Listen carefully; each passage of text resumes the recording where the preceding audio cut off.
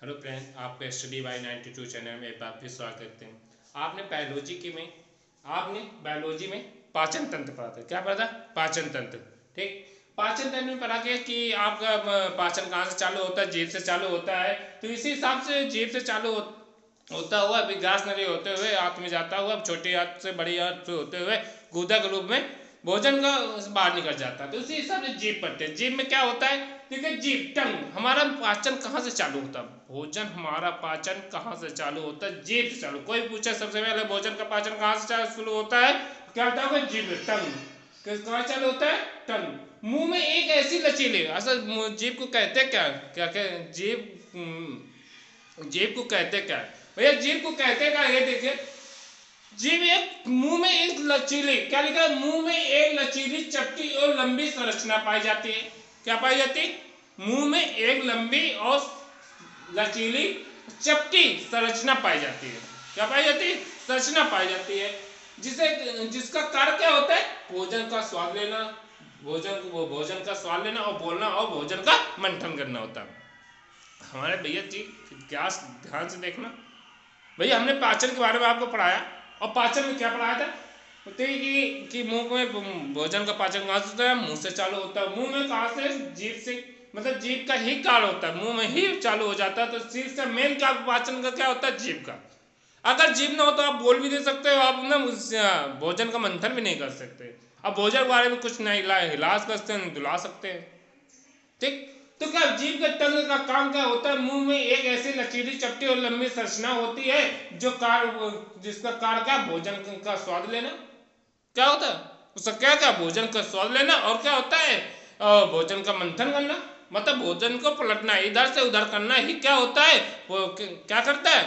भोजन इसको इधर से उधर करना ही क्या पाचन क्रिया चालू है कि नहीं? कब दांतों द्वारा भोजन को क्या कुचला जाता है, पीसा जाता है। आपने दांत पढ़ा है, दांतों में क्या है? भोजन को कुचलना और पीसा जाता है। पीसा जाता है ना?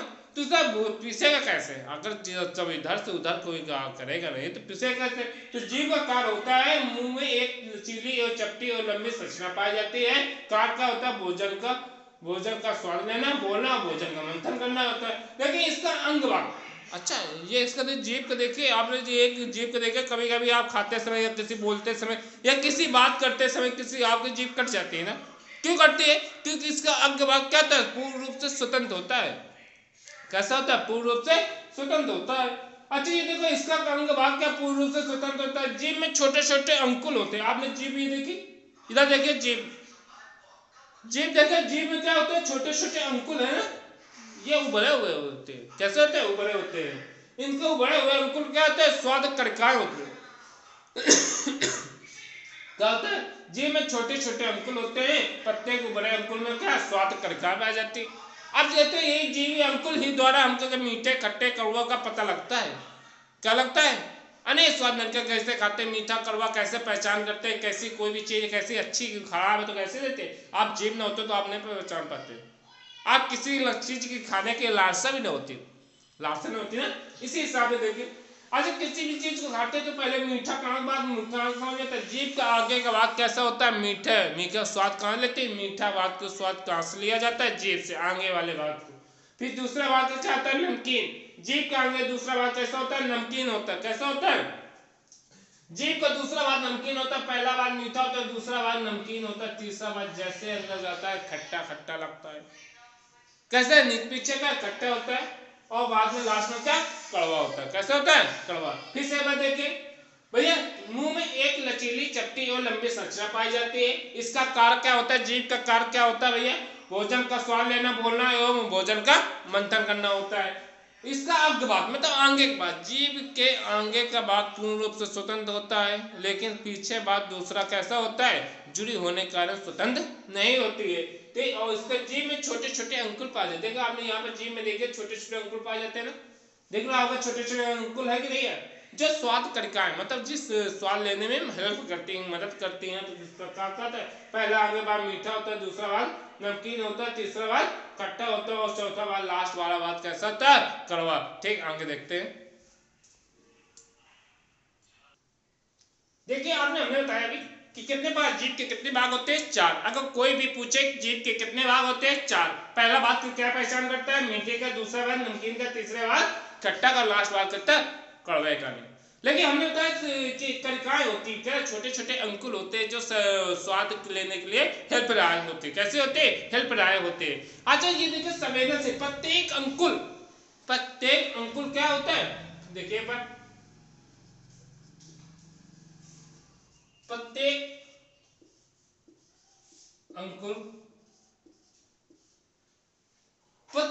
क्या होता है? स्वाद के प्रति क्या संवेदनशील होती? क्या होती? प्रत्येक अंकुर स्वाद के प्रति संवेदनशील होती है। अंकुर स्वाद के प्रति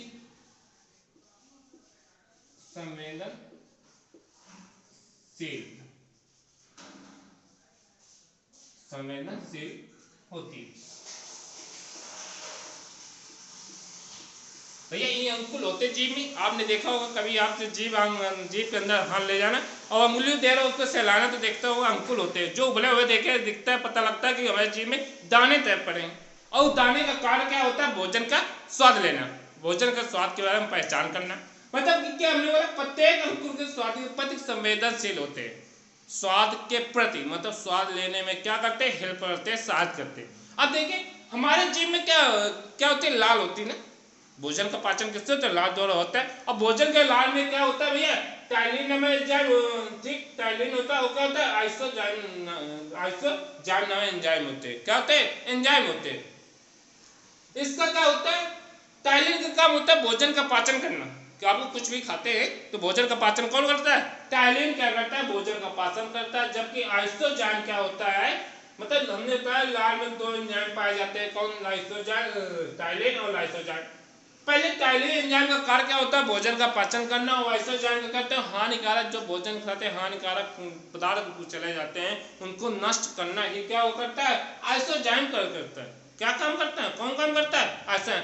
कभी हानिकारक बैक्टीरिया चले जाते हैं, आप फ्रिज में खाना रखते हैं, खाना भी खराब हो जाता है तो फिर भी खा लेते हैं किसी बहाने, मतलब कि धोखे चला भी जाता है कि मतलब पहचान स्वाद लेने के लिए खराब है कि नहीं खराब, उसको चेक करने बहाने कोई हानिकारक कीटाणु अंदर चले जाते हैं कि नहीं चले जाते हैं ना।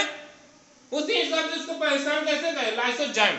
कौन उसको नष्ट करता है? लाइसोजाइम करता है। तब फिर टाइलिन क्या होता है? भोजन को पाचन करता है। हमने कहा कि भोजन का पाचन लाल द्वारा ही होता है। अगर लाल ना हो तो भोजन का पाचन ही नहीं होगा। सबसे महत्वपूर्ण हमारे भोजन के लिए कौन सा है? लाल होता है। और सबसे ज्यादा मेन जो जीभ होता है। ठीक, अब हमें एक बार देखते हैं जीभ के पार्ट में अंकुर बारे में। ठीक, हमने फिर से एक बार बता रहा हूं, फिर ध्यान से देखना। हमने कहा भोजन के पाचन में भैया, भोजन के पाचन में किसकी सहायता होती है? जीभ की होती है। हमने जीभ के बारे में बताया भोजन का पाचन मुंह से होता है। लेकिन जीभ में होते कितने भाग? कोई भी पूछे जीभ में कितने भाग होते हैं? कितने बताओगे? 4। नंबर 1 मीठा, दूसरा नमकीन, तीसरा खट्टा और लास्ट वाला पांचवा कैसा होता है? कड़वा होता है। मतलब ये कड़वा नहीं होता, ये नाम नहीं उसके, मतलब उसके कार्य हैं। उसका कार्य क्या होते हैं? जीभ के यहाँ क्या कार्य होता है? ये कार्य है। तो ये क्या है? कार्य। पहला भाग क्या कार्य होता है? मीठे का। नहीं, दूसरा भाग क्या? नमकीन का स्वाद क्या पहचान करता है। तीसरा भाग खट्टे का। लास्ट भाग किसका बात करता है? कड़वा का। Thank you.